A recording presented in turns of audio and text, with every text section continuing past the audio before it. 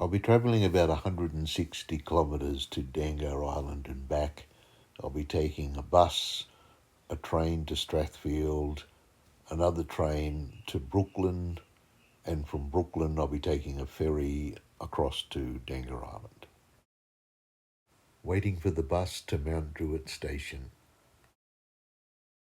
Because I have a gold Opal card, this entire journey will cost me $2.50.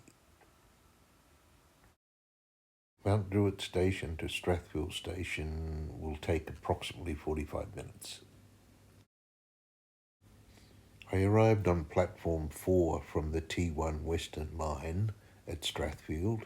You just need to walk over to platform 3 and that takes you to Brooklyn.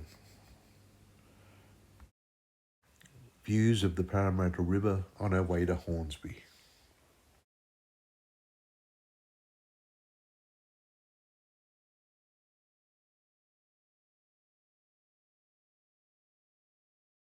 The train journey from Strathfield to Hawkesbury River Station, otherwise known as Brooklyn, will take approximately 45 minutes.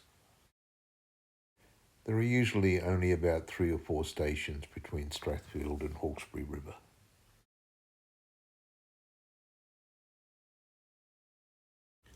Dangar Island sits in the Hawkesbury River, 50 kilometres north of Sydney CBD, and is one of the few places left in the greater metro area with no cars and no mains electricity.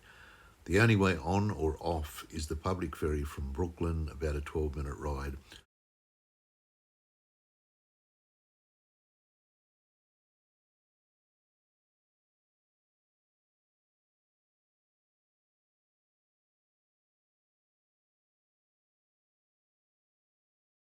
A quaint little cottage opposite Hawkesbury River Station. Turning right after exiting Hawkesbury River Station will take you up to Brooklyn Town Centre. Turning left will take you down to the Brooklyn Marina, where you can also catch the ferry. The marina is a great place to have lunch while overlooking the Hawkesbury.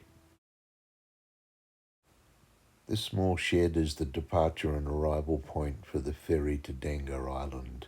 You can see the island to the right in the distance.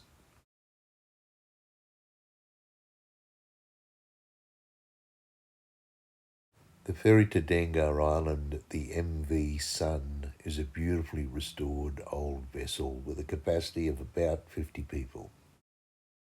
After leaving Brooklyn on the ferry, it will travel along the coast until it gets to the Brooklyn Baths, after which it will then veer left and head straight towards Dangar Island. We have reached Brooklyn Baths by following the coast, and now we veer left towards Dangar Island. Just arriving at Dangar Island and following the coast around to the other side where the wharf is situated. Roughly 300 permanent residents live in a mix of old fibro weekenders and newer architect-designed houses. All houses on the island are run on solar, tank water and gas bottles. After a 15-minute ferry ride from Brooklyn, I arrive at Dangar Island Wharf. I believe this ship to be Renko. It belongs to Stu, who runs a YouTube channel called Dangar Marine. The cafe near the wharf is a great place for a coffee and to sit back and enjoy the stunning views of the Hawkesbury River.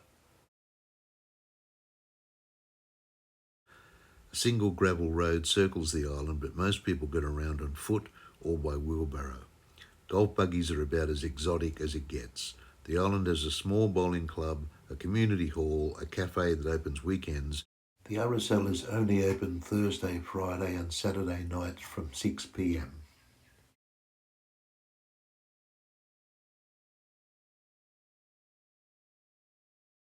Small tracks and steps lead off in all directions to various houses off the main road.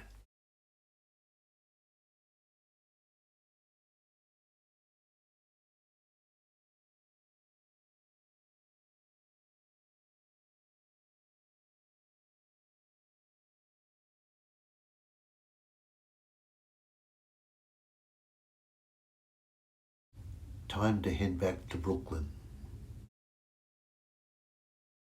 The riverboat Postman is another much larger ferry that also stops at Dangar Island. However, we're taking the MV Sun beautifully restored ferry back to Brooklyn, but this time very crowded.